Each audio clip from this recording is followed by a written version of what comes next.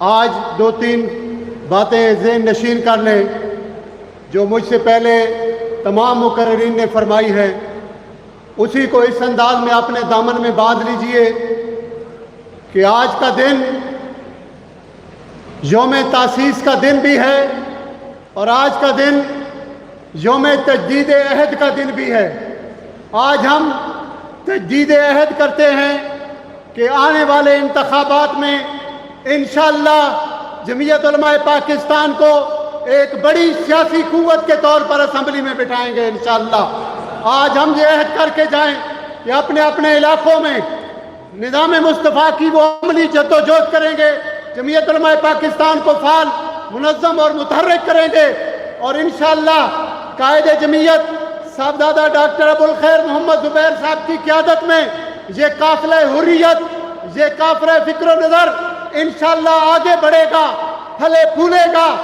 جو سمجھتے تھے کہ یہ ایک قصہ پارینہ ہو چکا ہے، یہ چلے ہوئے کارتوس ہیں، آئندہ انتخابات میں ہم ثابت کریں گے کہ جمعیت علماء پاکستان ہی پاکستان بنانے والے بزرگان دین کی، علماء اور مشائخ کی حقیقی وارث جماعت ہے، اور جگہ جگہ کوچا کوچا کریا کریا انشاءاللہ نظام مصطفیٰ کے ترانے ہوں گے۔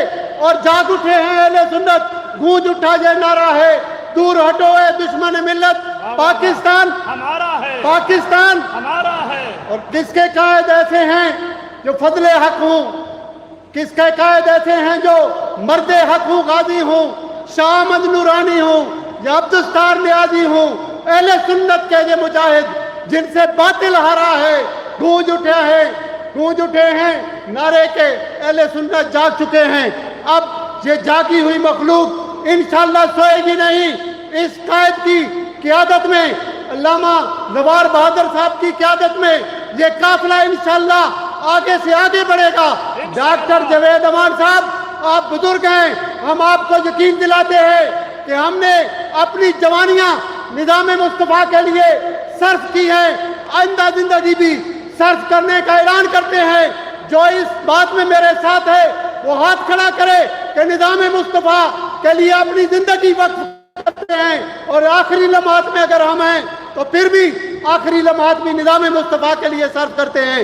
تیسری بات یہ نوٹ کر لیں کہ آج احساس ذمہ داری کا دن بھی ہے کہ ہم نے اپنی ذمہ داریوں کا احساس بھی کرنا ہے۔